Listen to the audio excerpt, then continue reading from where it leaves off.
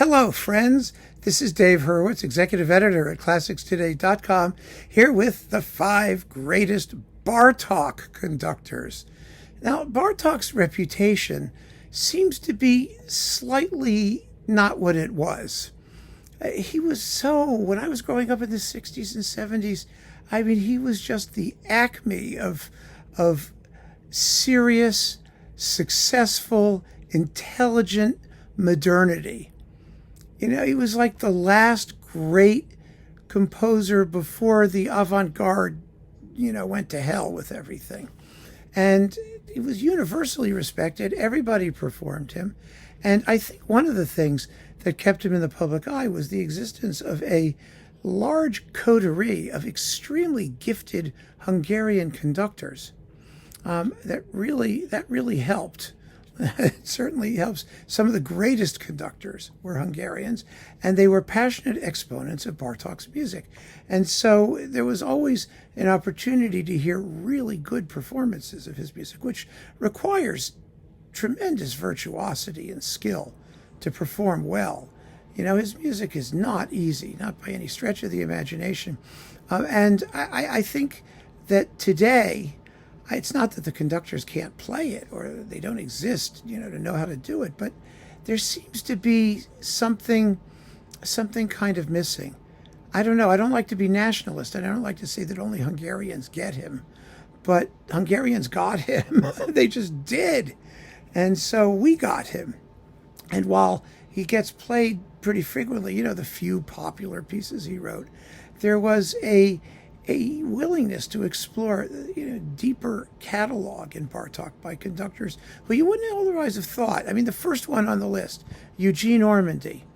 Eugene Ormandy was, of course, Hungarian originally, and he did not just the Concerto for Orchestra. He did the Miraculous Mandarin Suite twice. He did the music for strings, percussion, and celesta. He did the 4 pieces for orchestra, the second piano concerto. He did Bluebeard's Castle in English. That's what I mean. He went into Bartók.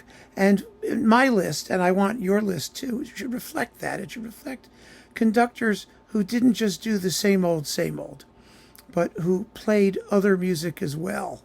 Some of the wider range of what he composed. So Eugene Ormandy is definitely on the list. He was a tremendous Bartók conductor.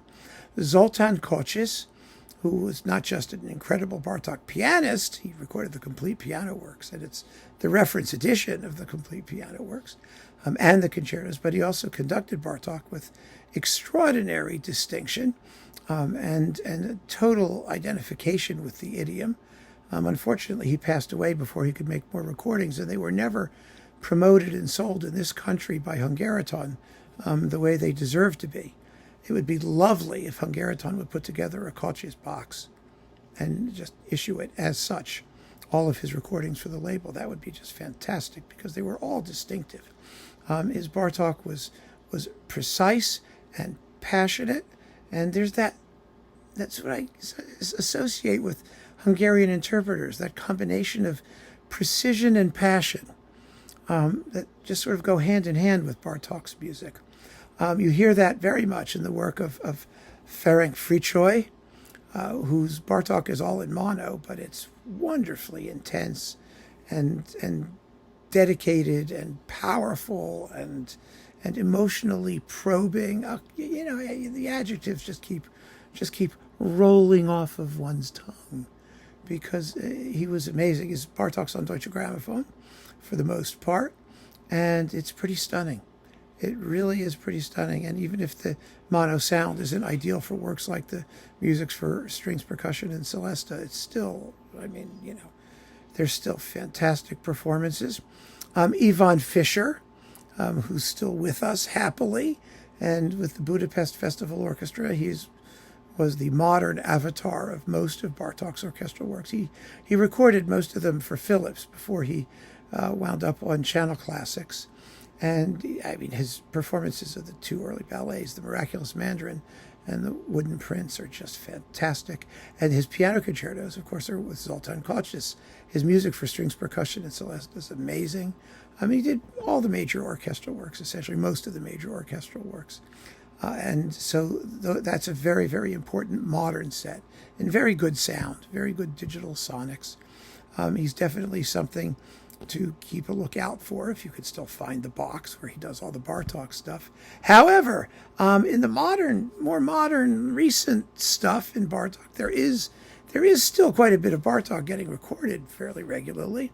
But I think the really outstanding interpreter of his work so far has been the Finnish conductor Susanna Mälkki, who really is a fine conductor. And I've been so impressed with the Bartók recordings she's made for BIS Records, where she's done, the trilogy, Bluebeard's Castle and the ballets, and also the music for strings, percussion, and celeste, and concerto for orchestra, and other things like that.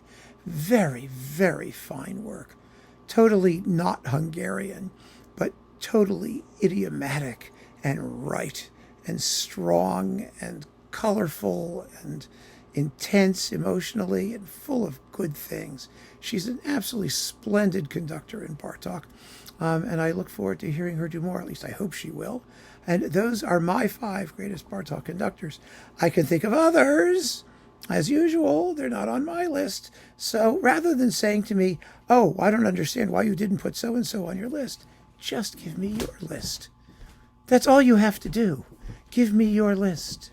Give us your list. And I'm very interested to see what you come up with. So keep on listening, friends. Thanks for joining me. Take care.